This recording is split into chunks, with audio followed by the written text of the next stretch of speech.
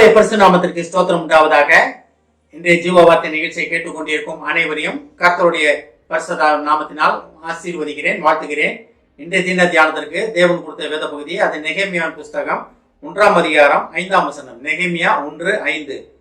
பரலோகத்தின் தேவனாகிய கர்த்தாவே, உம்மில் அன்பு கூர்ந்து உம்முடைய கற்பனைகளை கைக்கொள்கிறவர்களுக்கு உடன்படிக்கையையும் கிருபையையும் காக்கிற மகத்துவமும் பயங்கரமுமான தேவனே.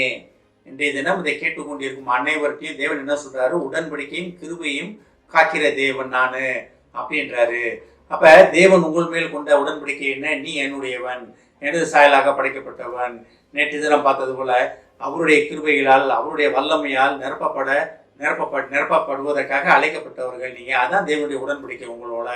தேவனுடைய பிள்ளைகள் நம்ம, தேவ சாயலாக படைக்கப்பட்ட நம்ம. அப்ப தேவன் உடன்படிக்கையை உங்களுடன் காத்துக்கொள்வதற்காக தேவன் இன்றைய தினம் உங்களை அழைக்கிறார். அதே நெகேமியா சொல்றாரு பாருங்க, பரலோகத்தின் தேவனாகிய கர்த்தாவே. அப்ப பரலோகத்தில் இருக்கிற கர்த்தாவே, தேவனாகிய கர்த்தாவே அதை அடுத்து இப்படி பாருங்க, உம்மில் அன்பு கூர்ந்து உம்முடைய கற்பனைகளை கை கொள்கிறவர்களுக்கு. இதுதான் இதுல ஒரு காரியம். உம்மில் அன்பு கூர்ந்து, தேவ அன்பு நம்மகிட்ட எல்லாமே இருக்கு. தேவனிடத்தில் அன்பு வைத்திருக்கிறோம், உண்மைதான். தேவன் தான் என்னை விடுதலை செய்வார்னு எல்லாத்துக்குமே தெரியும். தேவன் இல்லாமல் நம்ம பரலோகம் கிடையாதுன்னு தெரியும். தேவன் இல்லாமல் ரட்சிப்பு இல்லைன்னு எல்லாத்துக்குமே தெரியும். ஆனா தேவ அன்பால் நம்ம நிரப்பப்படுகிறோமா? தேவனில் அன்பு கொண்டு இருக்கிறோமா? எல்லா காரியமும் நமக்கு தெரியும். வேதாந்தத்தை படிக்கிறோம், ஆலயத்துல கேட்கிறோம், டிவியில மெசேஜ் கேட்கிறோம், எல்லாத்தையும் கேட்கிறோம். தேவன் ஒருவரே, அவரால் மட்டும்தான் எல்லா காரியத்தையும் செய்ய முடியும். ஆனா தேவன் நம்மகிட்ட கேட்கறது என்ன தெரியுமா? ஒரு உண்மையான அன்பு, தேவன் மேல கொண்ட அன்பு. யோவான் தேவன் மேல அன்பாக இருந்தார், இயேசுவின் மேல.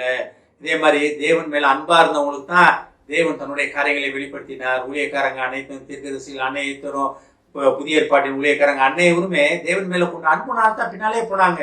நிறைய நேரங்கள்ல இயேசு கிறிஸ்து பின்னால போனவங்க இது கடினமான உபதேசம், இதெல்லாம் எங்களால் ஃபாலோ பண்ண முடியாதுன்னு அவரோட கிரியைகளை பார்த்தவங்களே விட்டு போயிட்டாங்க. ஆனா 12 அப்போஸ்தலர் விட்டு போல கூடியே இருந்தாங்க. அதுல ஒருத்தர் உளுந்து போனார், அது வேற. ஆனாலும் கூட இருந்தவங்க தேவன் மேல கொண்ட அன்பால, அந்த அன்பு தான் அவங்கள அப்போஸ்தலர்ல படிக்கிறோம் 2ஆம் அதிகாரத்துல மேலறையில காத்திருக்க வைத்தது. அந்த அன்பு தான் அவங்கள பரிசுத்தாவியின் அபிஷேகத்தை நிரப்பியது. அப்ப தேவனிடத்தில் அன்பு கூறுகிறோமா? நம்ம அன்புகிறோம்னு சொல்லிக்கிட்டு சும்மா இருப்போமா? தேவனுடைய அன்பு கூறணும்னா அது உண்மையில என்ன பாருங்க, அன்பு கூர்ந்து உம்முடைய கற்பனைகளை கை கொள்ளுகிறவர்களுக்கு. கர்த்தருடைய கற்பனைகள் என்ன?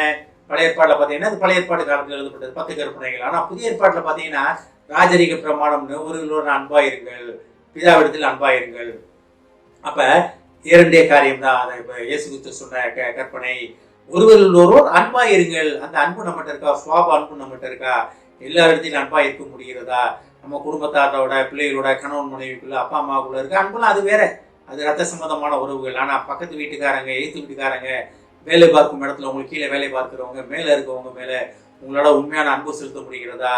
அப்ப தேவனுடைய கற்பனைகளை கை கொள்வதுன்னா அந்த அன்பை கை கொள்ள வேண்டியதுதான்.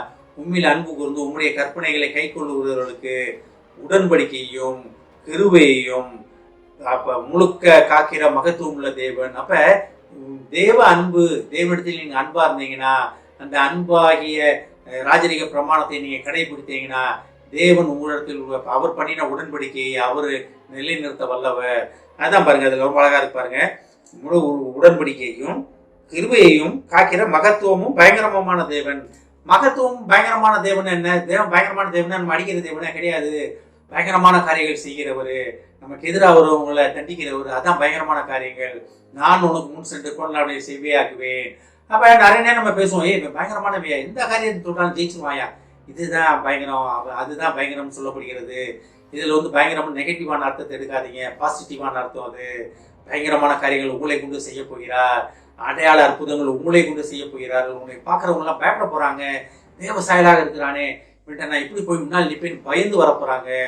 மோசே உன்னோட மூஞ்சி பிரகாசித்தது, ஒளிந்து போகிற உடன்படிக்கை, ஒளிந்து போகிற நியாயப்பிரமாணம், அதை அழிந்து போகிற மனிதனோட மூஞ்சை பிரகாசிச்சுன்னா தேவனால் நிரப்பப்படுகிற உங்களுக்கு எப்பேற்பட்ட ஒரு பிரகாசம் இருக்க போகிறது. மோசையின் முக பிரகாசத்தை மக்களால் பார்க்க முடியல, ஏன்னா அவங்க மாம்சம் உள்ளவர்களா இருந்தாங்க. ஆனா ஆவிக்குரியவங்க அதை உணர்ந்தவங்க. அப்ப நீங்க ஆவிக்குள் நிரப்பப்படுவதற்காக தேவன் உங்களை அழைக்கிறார். அழைத்தவர் உண்மையுள்ளவர், அவருடைய உடன்படிக்கையும் அவர் கிருபையும் என்றென்றும் மாறாதது. தேவனுடைய உடன்படிக்கை, அவர் கற்பனைகளை கை கொண்டு தேவ சமூகத்தில் காத்திருப்பதற்காக தேவன் நம்மளை அழைக்கிறார். ஆமென். ஜெபிப்போம். எங்களை அறிமுக நேசிக்கும் அன்பின் பரலோக பிதாவே, கர்த்தாவே, நாங்கள் உம்மில் அன்பு கூர்ந்து உமது கற்பனைகளை கைக்கொள்ள எங்களுக்கு நீர் அழைப்பு விடுத்ததற்காக நன்றி ஆண்டவரே. அப்படி நாங்கள் செய்யும் பொழுது நீர் எங்கள் மேல் வைத்த உடன்படிக்கையும் கிருபையும் எங்களிடத்தில் விளங்கும் என்றதை நாங்கள் புரிந்து கொண்டோம் ஆண்டவரே. ஏஸ்தாவரே, எங்களுக்காக பயங்கரமான காரியங்களை செய்ய போவதற்காக நன்றி நன்றி நன்றி ஆண்டவரே. இதை கேட்டுக்கொண்டிருக்கும் ஒவ்வொருவரையும் ஆசீர்வதிக்கிறோம் அப்பா. ஒவ்வொரு குடும்பத்தையும் ஆசீர்வதிக்கிறோம் ஆண்டவரே. குடும்பத்தில் உள்ள ஒவ்வொருவர் மேலும் நீ பண்ணின உடன்படிக்கை வெளிப்படும் காலம் நெருங்கி விட்டதற்காக நன்றி ஆண்டவர். நன்றி ஆண்டவரே. அவர்கள் உண்மையில் அன்பு கூர்ந்து உம்மது கற்பனைகளை கை கொண்டு அந்த உடன்படிக்கையை தெரிந்து கொண்டு அந்த உலகத்தை அசைப்பொருளாக அவர் மாற்றுவதற்காக நன்றி ஆண்டவரே. ஆசீர்வதிக்கணும் அப்பா. இயேசுவின் மூலமாக கேட்கிறேன் நல்ல பிதாவே, ஆமென். கர்த்தர் உங்களை ஆசீர்வதிப்பாராக.